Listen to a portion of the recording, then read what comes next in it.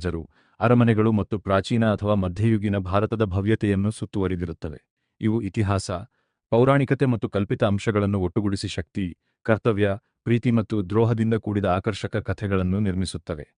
ಸಾಮಾನ್ಯವಾಗಿ ಮಹಾರಾಜ ಕಥೆಯಲ್ಲಿ ಒಬ್ಬ ಧರ್ಮನಿಷ್ಠ ರಾಜನು ತನ್ನ ರಾಜ್ಯ ಮತ್ತು ಪ್ರಜೆಗಳನ್ನು ರಕ್ಷಿಸುವ ಹೊಣೆಗಾರಿಕೆಯನ್ನು ಹೊತ್ತುಕೊಂಡು ಒಳಾಂಗಣ ಮತ್ತು ಹೊರಾಂಗಣ ಸವಾಲುಗಳನ್ನು ಎದುರಿಸುತ್ತಾನೆ. ಒಂದು ಪ್ರಮುಖ ಪ್ರಕಾರವೆಂದರೆ ಐತಿಹಾಸಿಕ ಮಹಾಕಾವ್ಯ ಹಿಸ್ಟಾರಿಕಲ್ ಎಪಿಕ್. ಈ ಕಥೆಗಳು ನಿಜವಾದ ಅಥವಾ ಅರ್ಧ ನಿಜವಾದ ರಾಜರ ಮೇಲೆ ಆಧಾರಿತವಾಗಿರುತ್ತವೆ. ಇವುಗಳಲ್ಲಿ ಶೌರ್ಯ, ಯುದ್ಧ, ರಾಜಕೀಯ ತಂತ್ರಗಳು ಮತ್ತು ರಾಜ್ಯಕ್ಕಾಗಿ ಮಾಡಿದ ತ್ಯಾಗಗಳನ್ನು ತೋರಿಸಲಾಗುತ್ತದೆ. ಮಹಾರಾಜನು ಸಾಮಾನ್ಯವಾಗಿ ಜ್ಞಾನಿ, ಧೈರ್ಯಶಾಲಿ ಮತ್ತು ನ್ಯಾಯಪ್ರಿಯನಾಗಿ ಚಿತ್ರಿಸಲ್ಪಡುತ್ತಾನೆ. ಮತ್ತೊಂದು ಪ್ರಕಾರ ಪೌರಾಣಿಕ ರಾಜಕಥೆ ಮಿಥಾಲಾಜಿಕಲ್ ರಾಯಲ್ ಸ್ಟೋರಿ. ಇಲ್ಲಿ ದೈವಿಕ ಅಂಶಗಳು ರಾಜಕೀಯ ಜೀವನದೊಂದಿಗೆ ಮಿಶ್ರಿತವಾಗಿರುತ್ತವೆ. ಮಹಾರಾಜನು ದೇವರ ಆಶೀರ್ವಾದ ಅಥವಾ ಪರೀಕ್ಷೆಗಳನ್ನು ಪಡೆಯಬಹುದು. ಧರ್ಮ, ವಿಧಿ ಮತ್ತು ನೈತಿಕ ಮೌಲ್ಯಗಳಿಗೆ ಹೆಚ್ಚಿನ ಮಹತ್ವ ನೀಡಲಾಗುತ್ತದೆ. ಭವ್ಯವಾದ ಸೆಟ್ಗಳು ಮತ್ತು ಸಾಂಪ್ರದಾಯಿಕ ವೇಷಭೂಷಣಗಳು ಇದರ ವಿಶೇಷತೆ.